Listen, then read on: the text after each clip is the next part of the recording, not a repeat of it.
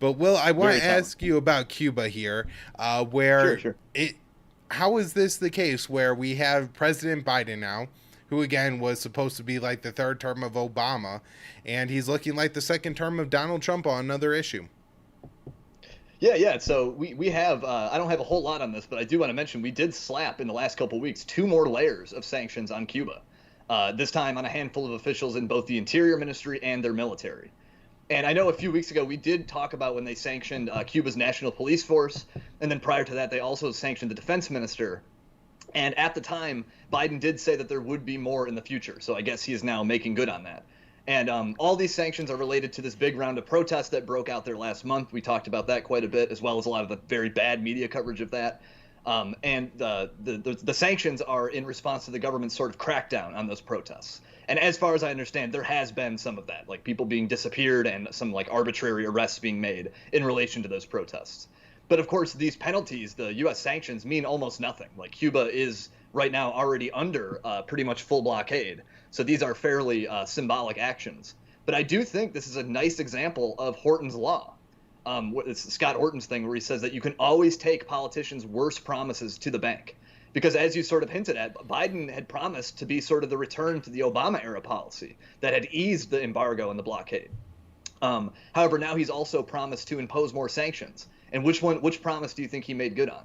Of course, he went through with the sanctions, and he's not scaling back the blockade. So there you go. There's Horton's law in action. But that is pretty much all I had on the sanctions. There's two more rounds of them. They're mostly symbolic. They are related to the government's response to the protests.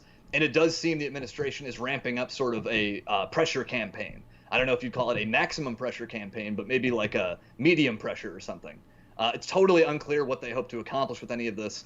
If you listen to Biden when he speaks about Cuba, he speaks almost exclusively in platitudes about just like, helping the little guy and freedom must prevail and all this kind of stuff.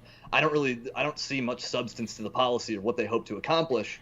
However, it could just be that they like the optics of like, we're standing up for the little guy. So maybe that is sort of the main goal here more than anything else. I would say the main goal is probably votes in Florida on this one, Will.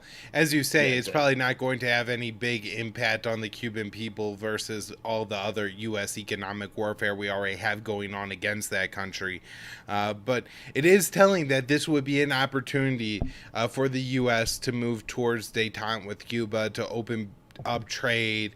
The Cuban government, while brutal and repressive, has allowed for more small business in recent years. And I Yeah. believe it when Obama opened up, there was actually a lot of small business that opened up around U.S. tourism that I'm guessing has now probably gone under with the U.S. sanctions and everything. So that's really something to consider. Is that the entrepreneurials, people in Cuba, the people who kind of have that spirit who want to go out and open up business are kind of being taught by the United States that maybe you shouldn't do that because our policy is pretty erratic, and Right.